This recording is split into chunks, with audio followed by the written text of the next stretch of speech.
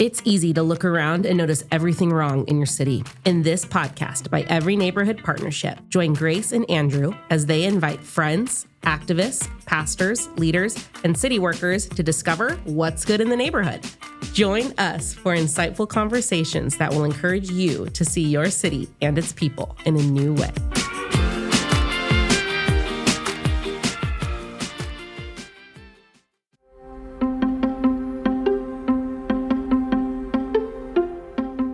Welcome back to What's Good in the Neighborhood. Y'all, it's been a minute. We are back with our new series, Beyond the Bell. Andrew and I get to talk through and intro us into the series today.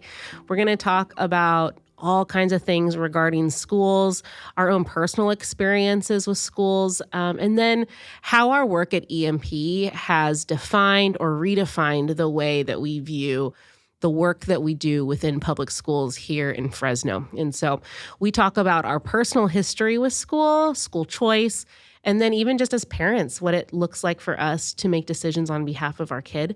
And so we're going to go there. We're going to dive deep into our own personal stories and then hopefully set the tone for the rest of the series. We hope you enjoy it. We're really excited about it.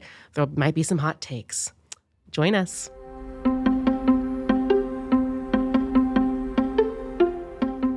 Hey, welcome to What's Good in the Neighborhood. My name is Grace, and today it's just Andrew and I. Hi, Andrew. It's been a while. I know, yes. We took a little break. Unplanned. Yes. Unplanned. We have, this is the fall season for Every Neighborhood Partnership, which just means we have a lot of launching. We did a really fun event called Art Hop Open House. So Grace took a lead on that. And both of us just looked at each other and said, Not today. Not today. This is in our wisdom to pause. So as we regathered and thought about what's next, we are doing a series called Beyond the Bell. Yeah, we realized that we obviously do a lot of work with schools. That's like one of the main things that we do because we believe that every school can be the hub of their neighborhood and make lasting change for those community members and those families in that space. And so we just realized, first off, we work with a lot of amazing organizations that also support schools. We're now part of this initiative with Fresno Unified about community schools. And so the work that we're doing, not only are we in classrooms with teachers, but we're also doing work around schools to support them. And so we thought, why not, first off, just chat through what that can look like with organizations that we work with.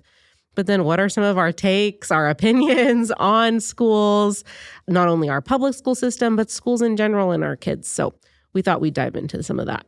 Yep. And I think these conversations, right, are going to be a little wide ranging. So from partners, from experts, from parents, from advocates. So, and we even there's just school is and I think even in our modern culture, school is this hub of hot button issues. Right. And so school is where we're playing out our cultural battles for good or worse. We're not saying that that's necessarily good, but there'll probably be some topics that we're just like, hey, this comes around with schools. And even as we think about our own journey, where we wanted to start today is part of this is just, it's so personal. Mm-hmm. It's personal to our own experience of schools, right? One of the conversations Denise and I are having, we have an eighth grader.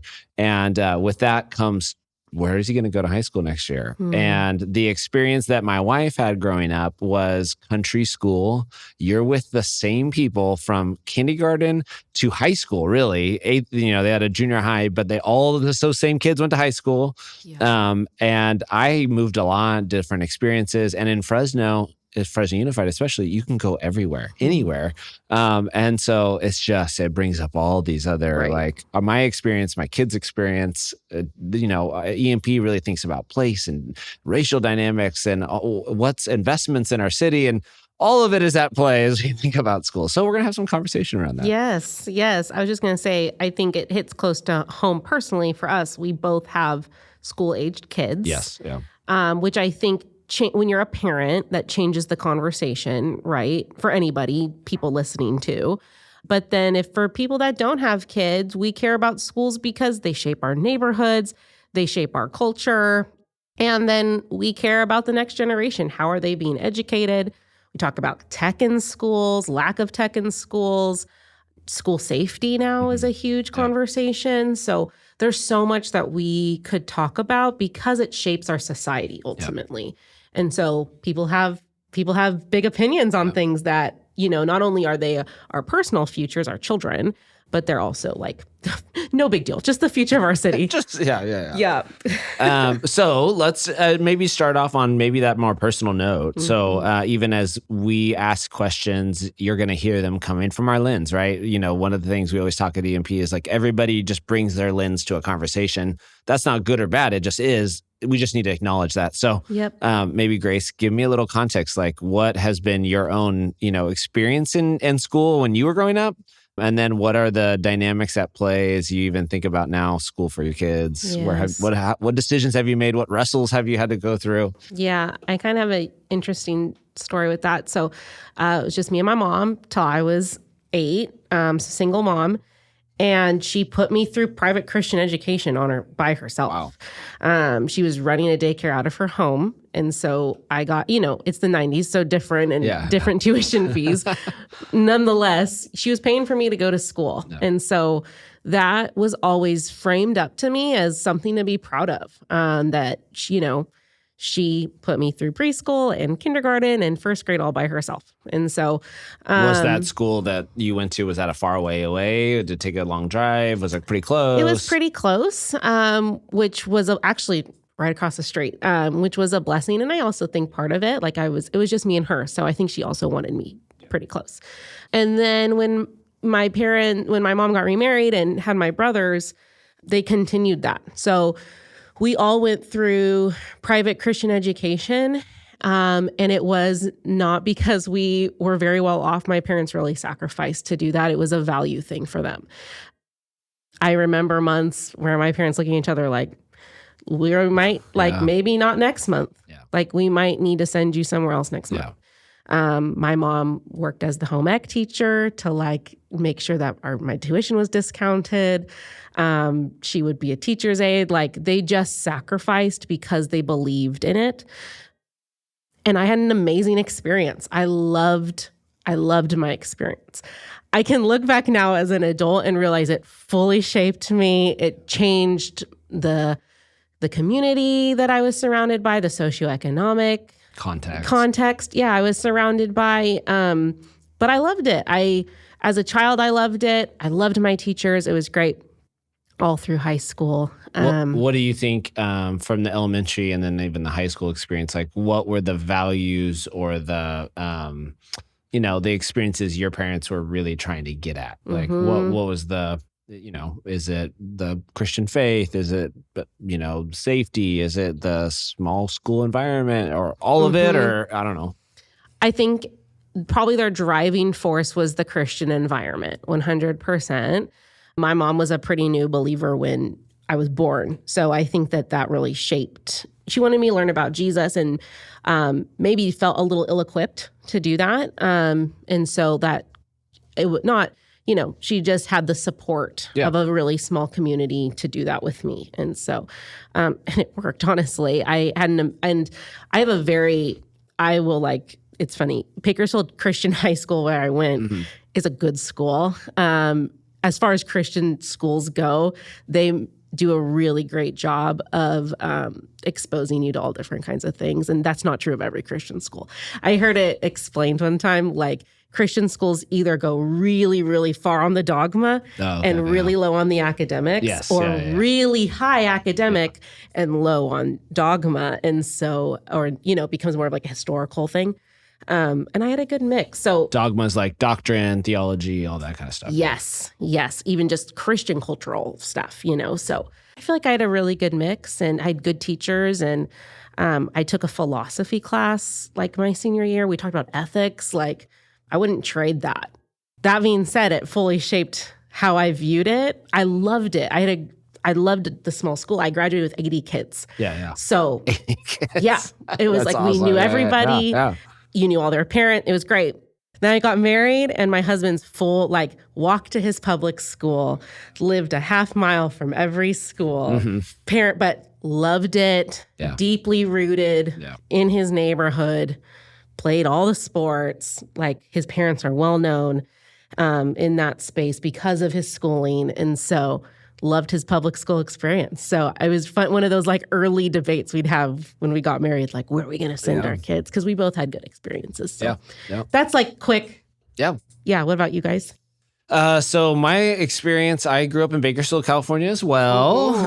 My parents were really like on the edge. They weren't like growing up as kids, like on the edge of like lower income and like middle class. Like their parents were just, their parents grew up low income and then they're just making that jump. And so my parents were definitely moving into the middle class. Yeah. My mom got a nursing degree.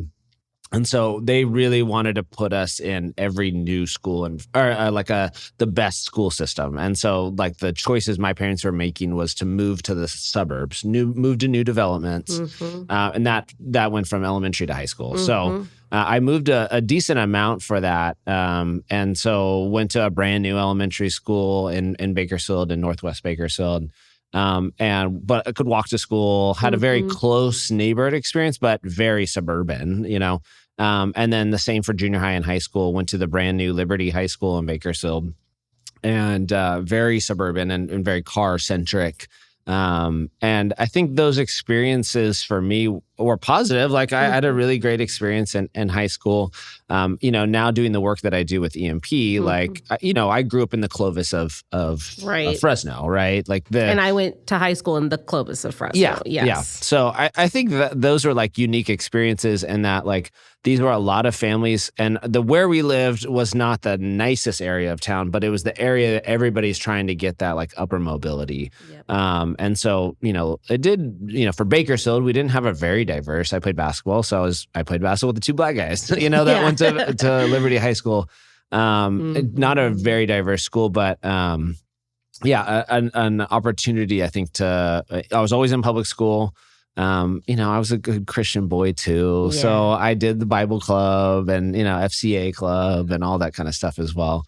But I think, as I brought that to Fresno, to my experience, my wife, I mentioned a little bit, country girl, the thing in Fresno that we've really wrestled with is our kids coming in with our education background. We have a ton of books in homes. Most kids in poverty don't have any books in their house, like literally don't have a book. Yeah. That is most kids. And, and these parents care. They may not speak English. They may not have the resources for books, or they didn't have an example of parents that read with them. And so I think for us growing up, we early on in our experience in Fresno were around a lot of people that were relocators. So that means people that intentionally moved to an urban, poor neighborhood. And Denise and I as well had done that. We were in the Susan B. Anthony neighborhood, our local school, right? Most kids, or 20% of kids, are on grade level for reading. So as we begin to think about, okay, where are our kids going to school? How are we going to do school? Are they going into the public school? Are they going into a magnet or a charter? Man, that's been like an ongoing debate, tension, conversation. Every year it's different. And we can get into that in a little bit. But yeah, so I think I have a high value for public schools. It's really interesting watching my friends, the Christian community I'm connected to, right? And you see this as well. We have a lot of friends moving to homeschool. We have a smaller chunk doing private school, but or transferring to schools that are farther away. Transferring, exactly. So within Fresno, we see a lot, our region school, where I live is in the Tower District. It would be Heaton Elementary. And Heaton Elementary has a lot of kids coming from Section 8 housing. They score low. Yeah. And they're not, it's not the best academic environment, just to be super frank, right? Yeah. So a lot of the kids in my neighborhood, that live around what would be Heaton, they're going to Daly, which is a Fresno Unified charter. A lottery school. They're going to Bullard Talent. We have some that are going with us to Kepler, which is a charter school, public charter school. So they are going out, they're choosing out of the local neighborhood school. And so that's just, those have been constant wrestles for us as we think about what's the balance of what are our kids going to be challenged in, exposed to, and, what cultures and values are they going to see there? And how does that affect their trajectory? Yes. I mean, these are just so complicated, hard issues. Yes. I should add that I'm going to this private school. It was 40 minutes from where we lived. Wow. So my parents lived on the deep east side of Bakersfield, and I would take the bus. So I'd have to grab the bus like 10 minutes from home. So my parents would drive me 10 minutes up to the bus stop. It'd be like 6:30 a.m. So I could bus to Were there BCHS. other kids that went to BCHS on bus? Yes. Oh, okay. There was like 10 of us at most. But anyways, I think that changes too. Like it changes the way that you view your city and your school and where you live comparatively to other kids. There's so many factors that go into how you view school. I love what you talked about the things that you guys are valuing as far as like, we want to see our kids challenged. We want to see them exposed. Yeah. I think that probably all parents could say the same thing. Yeah. A lot of parents will define that differently, right? When Matt and I would get in our debate about like public school versus private school, I would always be like, I want my kids to be like mentally challenged, like to be able to think critically, to have debate. Like I desperately want that. And he'd be like, yes. He was like, in public school, they get to like learn like actual street smarts. Like there are kids they're going to be exposed to different stuff. And at the time, we were young, we got married, like 22. I'm like, that doesn't matter.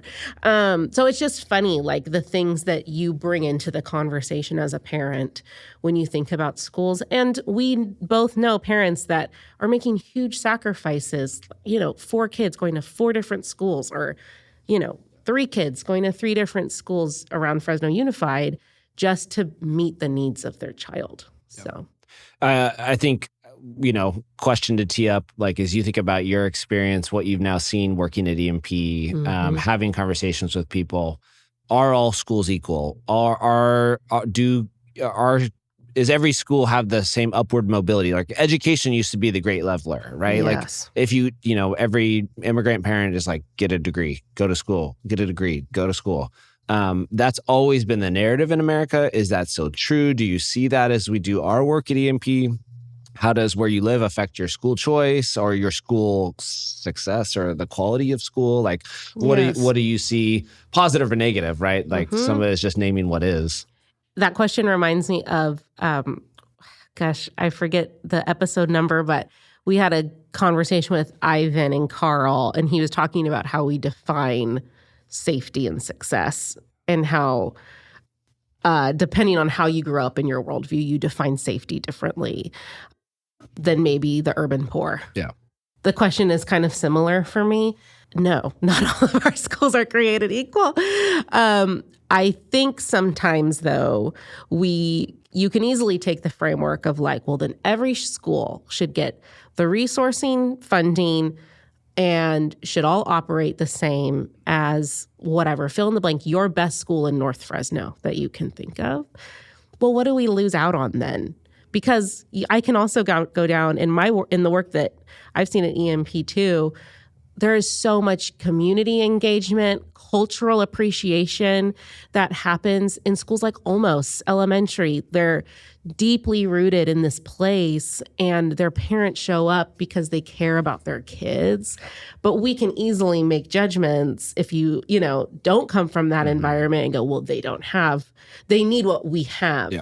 Well, maybe you need what they have, So I think there's things that we trade off for our idea of security, safety, and then there's things that also we can gain and learn from that maybe we don't think there's anything to gain or learn from in specific areas. I don't know if that makes sense or.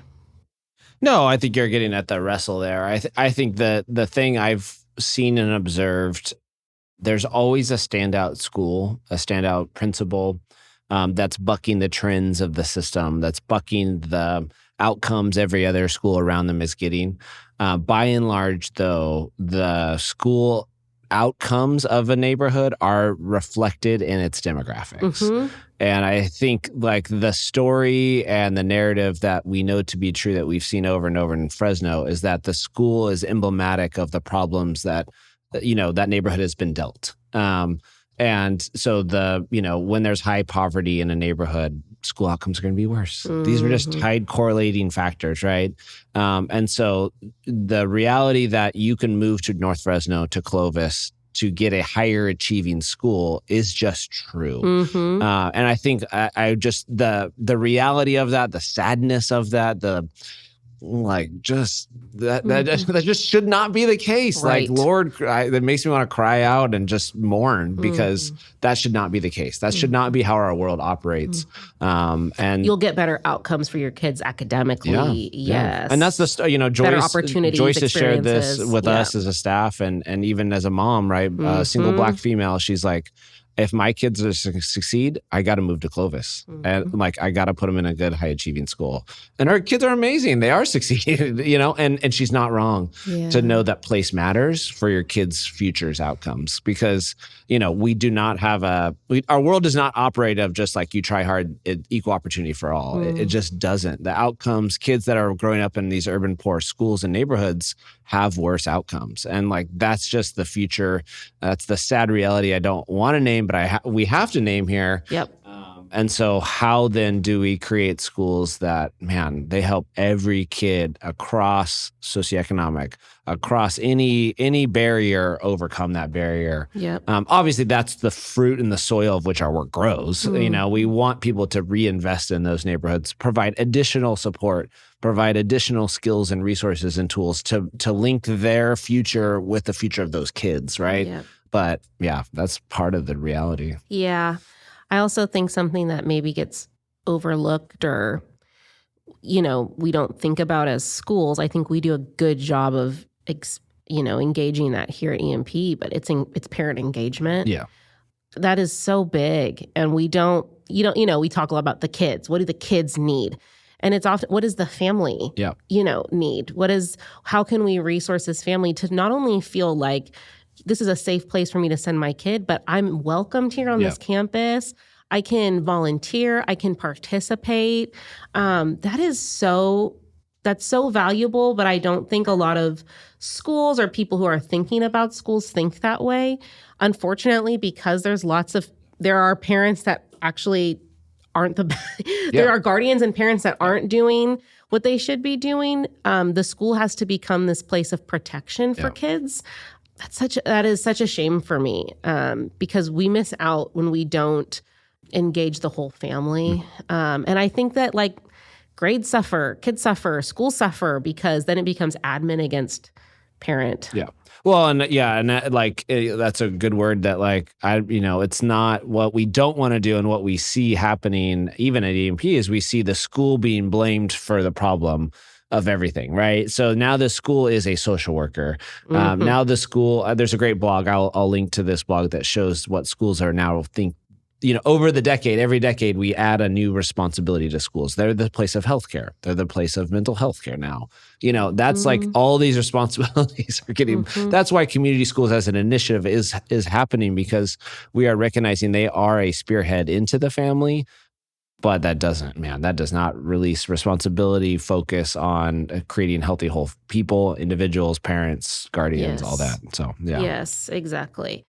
Hey friends, wanted to pause the episode and let you know about a training EMP is hosting here in Fresno on October 20th. It's called Love Your Neighbor, Understanding Poverty with Jesus' Eyes.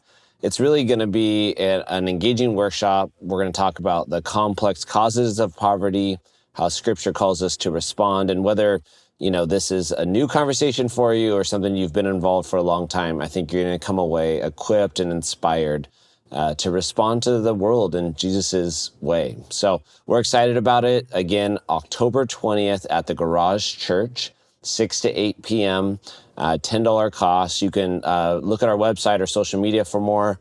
Also, you can register at bit.ly, so bit.ly/ENP poverty. So that's all lowercase ENP poverty. Love to have you come. Love your neighbor, understanding poverty through Jesus' eyes on October 20th. Ever wondered what makes your neighborhood unique, or how the history of your city shapes the places you love today? Well, now you can explore the story of Fresno like never before, right from your car using the VoiceMap app. Introducing the Every Neighborhood Partnership Drive Tour, a self-guided audio tour that brings your community's history, landmarks, and stories to life. As you drive through local streets, EMP's Drive Tour will guide you with fascinating insights into the people, places, and events that have shaped your neighborhood. Whether you're discovering hidden gems, learning about community activism, or simply enjoying a fresh perspective on familiar places, this tour is a great way to connect with Fresno in a whole new way. So, what are you waiting for? Tap into the Every Neighborhood Partnership Drive Tour today on VoiceMap and get to know your community like never before. Download the VoiceMap app, search for the Every Neighborhood Partnership Tour, and start exploring now. Fresno's story is waiting to be discovered. You just mentioned community schools. Can you just tell us, briefly, what is that if people aren't aware of it? Yeah, so we'll have Darren Person on, who is the community schools lead for Fresno Unified. But community schools started as an initiative and a framework that really was moving schools to think about their role in the community. Schools can sometimes just think it's just whatever happens here in this box, right? When the kid walks into the classroom, we're here to feed them, educate them, that's it.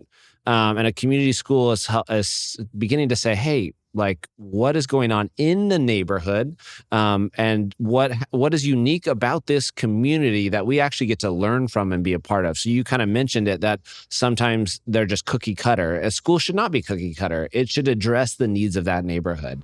So if it's a Hmong community, how then does that cultural influence of these Hmong neighbors influence the way the school interacts? Well, it should probably affect when they offer their parent classes. Mm-hmm. It should probably affect how they do outreach. And so the community school has a person that is thinking about that, and is providing additional opportunities for kids to learn outside of just the, 8 to 3 window, right? Mm-hmm. So thinking about winter classes or summer break or after school programming, right? So we're thinking about the whole kid, and even linking, say, social services. So, kids that need dental or vision.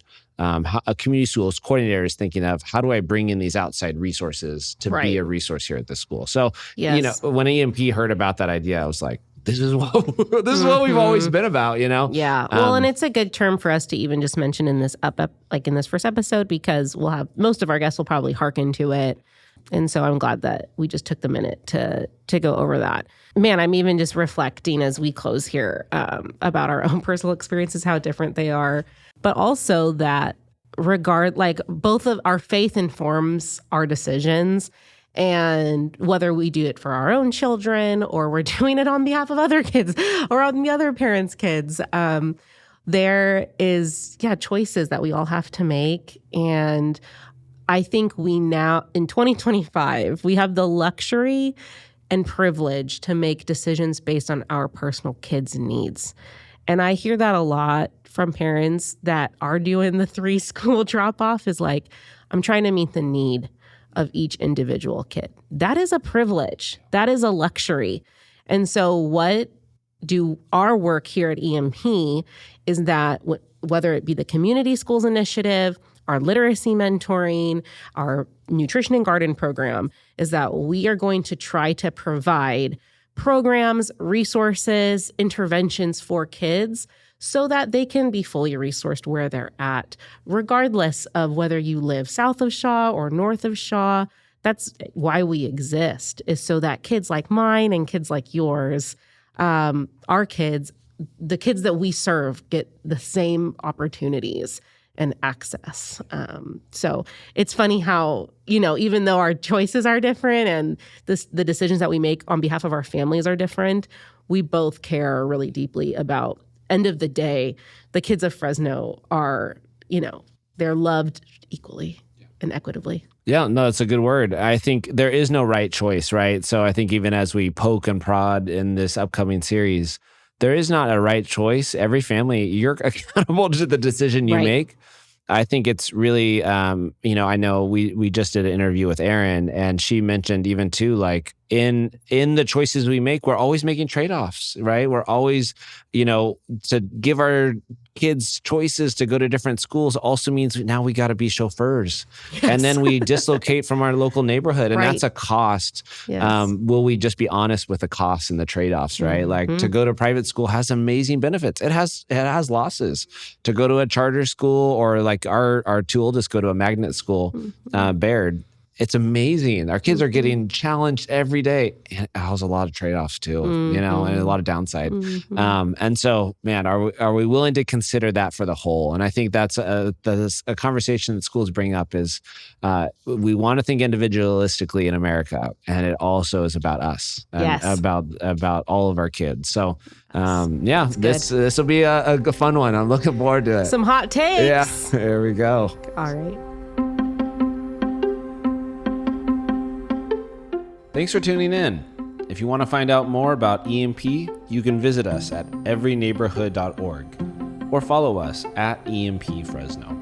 Every Neighborhood Partnership and this podcast exists to activate, equip, mobilize, and transform here in Fresno and beyond. If you liked what you've heard, please share and review what's good in the neighborhood wherever you listen. We'll see you next time.